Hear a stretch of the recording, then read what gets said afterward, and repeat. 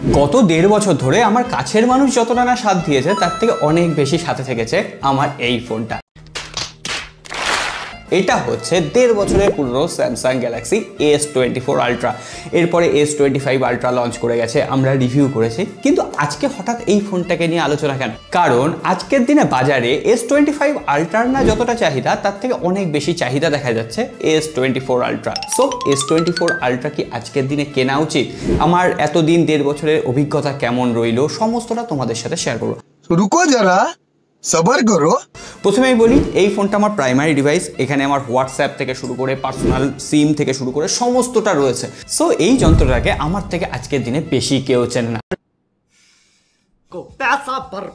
আর তোমরাও যদি চাও এই ধরনের চেনা পরিচয় বজায় থাকো তাহলে একটু লাইক করে দিও, এনার্জি বাড়ে আর কি। আর নতুন হয়ে থাকলে সাবস্ক্রাইব করে রেখো। আর তোমরা জানোই এই ভিডিওটা কাদের সাথে শেয়ার করতে হবে। যাই হোক, প্রথমেই যদি 1.5 বছর পর ডিজাইন নিয়ে কথা বলি, আজকের দিনেও সমান প্রিমিয়াম, সমান ফ্ল্যাগশিপ ডিজাইন। আর 1.5 বছর ধরে আমি কিন্তু কভার লাগিয়ে এই ফোনটাকে ইউজ করেছি। মেনলি এত আমার সাহস নেই যে কভার ছাড়া ইউজ করবো, তারপর ভেঙে গেলে তো সেই আমারই পকেটের কড়ি খরচা যাবে। আর হ্যাঁ, দু তরফ থেকে ক্লিয়ার থাকার জন্য বলে দিই, এটা কোনো পেড রিভিউ নয়। স্যামসাং আমাকে ফোনটা দেয়নি, আর এটা আমার নিজের পকেটের কুড়ি খরচা করেই কেনা। কিন্তু হ্যাঁ, এতদিন ইউজ করার পর আমরা যে কভার লাগিয়ে ইউজ করেছি তাতে এর যে ফ্রেমটা রয়েছে তাতে কিছু স্ক্র্যাচ এসছে। ওই কভার লাগিয়ে ইউজ করলে যেটুকু স্ক্র্যাচ আসার কথা সেইটুকুই, তার থেকে বেশি কিছু নয়। এতদিন পরেও আমি যে বাটনগুলো এতবার ইউজ করেছি এর বাটনে কোনো রকম প্রবলেম নেই, একদম ট্যাকটাইল ফিল দিচ্ছে। আর ফোনটা একটু বক্সি স্টাইলে, আজকের দিনে ধরলে একটু ওভারওয়েট মনে হয়, কিন্তু যেহেতু আমি এতদিন ধরে ইউজ করছি আমার হাতের সাথে মানানসই হয়ে গেছে। S25 আলট্রার ক্ষেত্রে ফোনটা একটু স্লিম ছিল আর ফোনটা লাইট ওয়েট ছিল। S25 আলট্রা থেকে যদি এটা শিফট করি তখন মনে হচ্ছে এটা ভারী, না হলে কমফোর্টেবলের দিক থেকে আমার S24 আলট্রাকেই বেশি কমফোর্টেবল মনে হচ্ছে। উপরন্তু IP68 রেটিং রয়েছে। সো আমি সুইমিং পুলেও ছবি তুলেছি, তোমরা বিভিন্ন ভিডিওতে দেখেছো, বৃষ্টির মধ্যে অযথা ইউজ করেছি, তাতেও আমার কিন্তু কোনো রকম ড্যামেজ হয়নি। তবে হ্যাঁ, এটাও আমি বলে দেবো, অকারণে কোনো রকম ফোন ভিজিও না, যতই IP68 69 রেটিং থাকুক, কারণ যদি ড্যামেজ হয় তাহলে ওয়ারেন্টি ক্লেম করা যায় না। উপরন্তু ব্যাক প্যানেলে কর্নিং গরিলা গ্লাস ভিক্টাস 2 এর প্রোটেকশনও রয়েছে, আর কোনো রকম স্ক্র্যাচ তো আসেইনি। আর যে ক্যামেরা হাউজিংটা রয়েছে, ক্যামেরার যে লেন্সগুলো, সেখানেও কোনো রকম স্ক্র্যাচ আসেনি। আমি আগেই বলেছি কভার লাগিয়ে ইউজ করি, আর স্ক্রিন প্রোটেক্টারও, কিন্তু প্রোটেক্টার নয়, স্ক্রিন গার্ড যেটা গ্লাসের, সেটাই কিন্তু আমি ইউজ করি। আর সেটা দেখো ক্র্যাকও হয়ে গেছে এতদিন ইউজ করছি যেহেতু। যাই হোক, একটা ছোট্ট কথা বলে দিই, এতদিন ইউজ করার পরে আমি দেখছি ব্যাক প্যানেল থেকে একটু হালকা উঠে গেছে, হয়তো আঠাটা কোনোভাবে লুজ হয়ে গেছে। তবে সেটা কোনো প্রবলেম নেই, সার্ভিস সেন্টারে গেলে ওটা জাস্ট লাগিয়ে দিলেই হয়ে যাবে। কিন্তু হ্যাঁ, দেখে নেবে, এই অবস্থায় যদি আমার জলের মধ্যে পড়ে ফোনটা তাহলে কিন্তু 12টা বেজে যাবে। কিন্তু তোমাদের 12টা বেজে যাওয়ার আগে নাহলে ভুলভাল ফোন কিনে ফেলবে বস, অন্য 12টা না। লাইক আর সাবস্ক্রাইব বাটনটা দেখো একবার প্রেস করেছো কিনা। করা কমপ্লিট। তাহলে এবার এই ফোনটার ডিসপ্লে নিয়ে কথা বলি। 6.81 ইঞ্চির একটা QHD+ 120 হার্জের অ্যামোলেড ডিসপ্লে দেওয়া হয়েছে, সুপার অ্যামোলেড। যাই হোক, এর ডিসপ্লে কোয়ালিটি আজকের দিনে দাঁড়িয়েও one of the best display. এই যে 1.5 বছরে এত স্মার্টফোন লঞ্চ করলো, কার্ভ ডিসপ্লে দিয়ে স্মার্টফোন লঞ্চ করলো। প্রথম কথা, বেজেল আর চিন S25 আলট্রার থেকে সামান্য 19-20, কিন্তু সেটা কোনো নজরই করবে না এখনো পর্যন্ত। Colour combination, colour contrast level, brightness একদম ঝকঝকে ছিল। মাল্টিমিডিয়া এক্সপিরিয়েন্স বরাবর ভালো দিয়ে এসছে। এমনকি পঞ্চায়েত 4 আমি এই ফোনটাতে এনজয় করেছি গতকাল রাতে বসে। সুতরাং বোঝাই যাচ্ছে এর স্ক্রিন ডিসপ্লে কোয়ালিটি কতটা বেটার। তার সঙ্গে সঙ্গে 2600 নিটসের পিক ব্রাইটনেস। আমি স্পেসিফিকেশন হয়তো এখানে 2-1টা ভুলভাল বলতে পারি, তার জন্য তোমরা S25 আলট্রা ভার্সেস S24 আলট্রার ভিডিওটা দেখে নিতে পারো, আমি লাস্টে গিয়ে লিঙ্ক অ্যাড করে দেবো।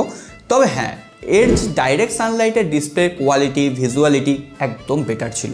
তবে হ্যাঁ, এখানে অ্যান্টি গ্লেয়ার ডিসপ্লে দেওয়া হয়েছে, তবে সেটার ফায়দা আমি নিতে পারিনি, কারণ আমি এখানে স্ক্রিন প্রোটেক্টর বা স্ক্রিন গার্ড ইউজ করি, তখন অ্যান্টি গ্লেয়ার অপশানটা কাজ করে না। তবে অ্যান্টি গ্লেয়ার ফিচারটা মাঝে মাঝে কিন্তু রিয়েল লাইফে কাজে আসে। তার পাশাপাশি কর্নিং গরিলা গ্লাস আর্মারের প্রোটেকশন দেওয়া হয়েছে। স্ক্রিনে এখনো পর্যন্ত কোনো রকম স্ক্র্যাচ আসেনি, 2-1 দিন বড়জোর আমি এটা টেম্পার্ড গ্লাস ছাড়া ইউজ করে দেখেছি। আর সাউন্ড কোয়ালিটির কথা বললে এই জায়গায় দাঁড়িয়ে আজকে মনে হচ্ছে একটু পিছিয়ে যাচ্ছে। S25 আলট্রার যে সাউন্ড কোয়ালিটি সেটা এর থেকে অনেক বেটার ছিল। তবে এটা যে একেবারে খারাপ এটা নয়, বা বাজেট ফোনের মতো কাজ করছে এটাও নয়, এটা সাউন্ড এক্সপিরিয়েন্সও যথেষ্ট ভালো। তবে S25 আলট্রার sound experience Vivo X200 Pro এর সাউন্ড এক্সপিরিয়েন্স বেটার। তবে এটাও তো দেখতে হবে, আজকের দিনে এই ফোনটার দাম প্রায় 40 থেকে 45 হাজার কমে গেছে। এরপর যদি আমরা পারফরমেন্স নিয়ে কথা বলি, 1 বছরের পুরনো chipset, Qualcomm Snapdragon 8 generation 3 chipset, তার সঙ্গে সঙ্গে এখানে UFS 4.0 storage type, DDR5X RAM দেওয়া হয়েছে। যাই হোক, আমরা অ্যান্টুটু চেক করেছিলাম 18 লাখের আশেপাশে এসেছিল। আজকে 30,000 রুপির ফোনেও একদম 20 লাখ ছাড়িয়ে গেছে। কিন্তু এটার পারফরমেন্স যদি গেমিংয়ের ক্ষেত্রে আমরা বিচার করি, গেমিংয়ের সময় বেশ কিছুটা গরম হচ্ছে, মিথ্যে কথা বলে লাভ নেই। তবে ফ্রেম ড্রপ আগের জেনারেশন মানে S22 আলট্রা, S23 আলট্রা আমি ইউজ করেছি, অনেক কম। ফ্রেম ড্রপ প্রায় হচ্ছে না বললেই চলে, স্মুথলি গেমিং এক্সপিরিয়েন্স দিয়ে দিচ্ছে। তবে ফ্ল্যাগশিপ লেভেলের স্মার্টফোন কেউ গেমিং এক্সপিরিয়েন্সের জন্য কেনে না, রিয়েল লাইফে আমরা যে স্মার্টফোনটা ইউজ করছি তার এক্সপিরিয়েন্সের জন্যই কেনে। প্রথমত অ্যাপ্লিকেশান ওপেনিং স্পিড, অ্যাপ্লিকেশানের যে অ্যানিমেশান একদম স্মুথ ছিল। এমনকি র্যাম ম্যানেজমেন্ট, আমি একবারে সিকিওর থাকার জন্য 512 জিবি ইন্টারনাল ভ্যারিয়েন্ট আর 12 জিবি র্যাম নিয়েছি। কোনো সময় আমার কিন্তু মনে হয়নি র্যামে কোনো রকম ম্যানেজমেন্টে ইস্যু রয়েছে, কোনো সময় অ্যাপ ক্র্যাশ হচ্ছে। 1.5 বছরের ইউজেসে লুকিয়ে চুরিয়ে হয়তো 3 থেকে 4 বার ইনস্টাগ্রাম ক্র্যাশ করেছে, শুধু ইনস্টাগ্রামের সাথেই এই অপটিমাইজেশনটার প্রবলেম। আর ইনস্টাগ্রামের এই প্রবলেমটা আমি অন্যান্য ফোনেও দেখেছি, শুধুমাত্র স্যামসাং না, এটা পার্সোনালি ইনস্টাগ্রামের প্রবলেম। তার সঙ্গে সঙ্গে 1.5 বছর পরেও আজকের দিনে সফটওয়্যার এক্সপিরিয়েন্স একদম দুর্দান্ত। প্রথমত এটা অ্যান্ড্রয়েড 14 এসেছিল 1 UI 6.1-এ, অ্যান্ড্রয়েড 15 আর 1 UI 7 চলে এসেছে। তবে S25 আলট্রাতে প্রথম ব্যাচেই যেমন চলে এসেছিলো, S24 আলট্রাতে প্রায় 6 মাস পরে এসছে। এই ব্যাপারটা আমার যথেষ্ট খারাপ লেগেছে। ওয়েট করতে করতে করতে অধৈর্য হয়ে গেলাম, তারপরে দেখলাম একদিন দিয়েছে।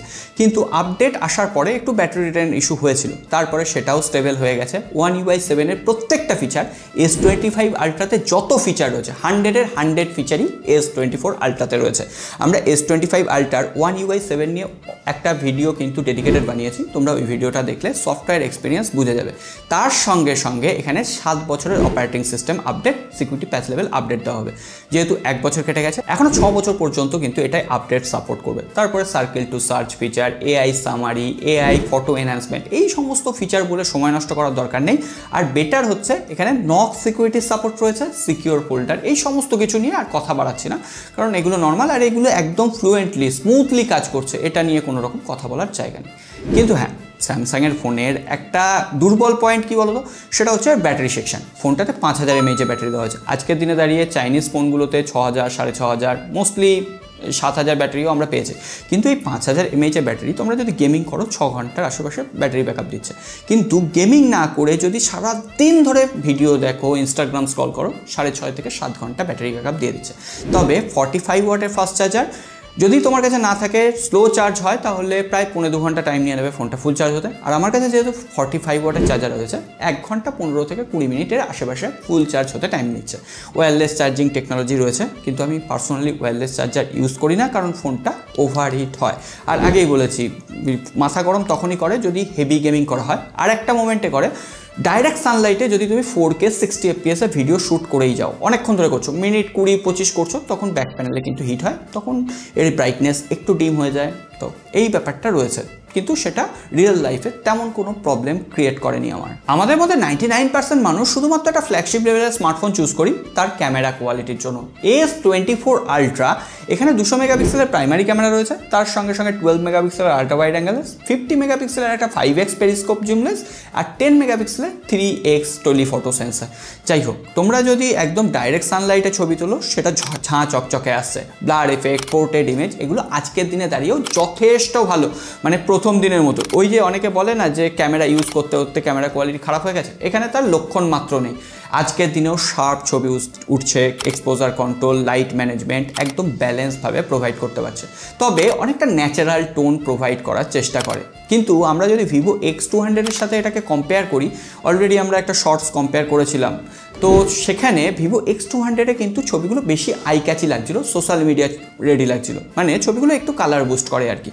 কিন্তু ন্যাচারাল ছবি চাইলে আজকের দিনেও S24 আলট্রা অনেক বেটার। আমরা এমনকি S25 আলট্রার সাথেও বেশ কিছু ছবি তখনকার দিনে তুলেছিলাম, 2-1টা ছবি এখানে দিয়ে দিলাম, বুঝতে পারবে 19-20-এর ফারাক নেই, কয়েক মিলিমিটারের হয়তো পার্থক্য রয়েছে S25 আলট্রার সাথে S24 আলট্রা।